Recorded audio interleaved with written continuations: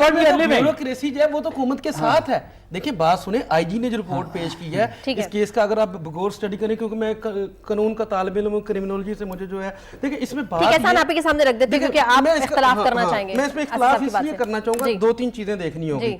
जब इमरान खान साहब भी अपनी तकरीरें करते हैं तो वो सबसे ज्यादा अगर किसी महकमे का नाम लेते हैं, तब्दीली का नाम लेते हैं या सियासत पे असरअंदाज होने का नाम लेते हैं तो वो महकमा पुलिस होता है। आप जिस चीज को बेस बना के अवाम में जिस महकमों के खिलाफ नफरत पैदा करके इन सीटों पे आए कि शहबाज शरीफ हुकूमत जो है या नवाज शरीफ हुकूमत है वो पुलिस को यूज करती है, पुलिस को उन्होंने अपने घर की लोंडी बना चुकी है, हम इस पे आवाज उठाते रहे कि जनाब सीपीओ में जो है वो फैसला डीपीओ को होने को जब वज़ीर आला हाउस में होता है, इस चीज से गलत। लेकिन अब ये ब्यूरोक्रेसी को आप रगड़ा लगा रहे हैं, इधर ब्यूरोक्रेसी को आप लगा रहे हैं, इधर रगड़ा ब्यूरोक्रेसी का नहीं है। उस्मान बुज़दार साहब से जब तहकीकात की गई, उन्होंने बुलाया तो पता लगा कि सबको पता है कि खतून अव्वल की एक सहेली है, उनके खामन जो है वो उस्मान बुज़दार साहब के ऑफिस में बैठे हुए थे। रात 10 बजे जो उनका जो डीपीओ अपना डीपीओ गोंदल साहब को, रिजवान गोंदल साहब को उन्होंने तलब किया, उन्होंने कहा मानिका फैमिली के साथ इस तरह हुआ है, आप उनके डेरे पे जाके माफी मांगे। उन्होंने देखें, अगर वो ब्यूरोक्रेसी का ये होता तो वो जाके डेरे पे माफी मांगता, अपनी नौकरी बचाता, अल्लाह हाफिज। लेकिन नहीं, उसने स्टैंड लिया, सोशल मीडिया ने इस इशू को उठाया।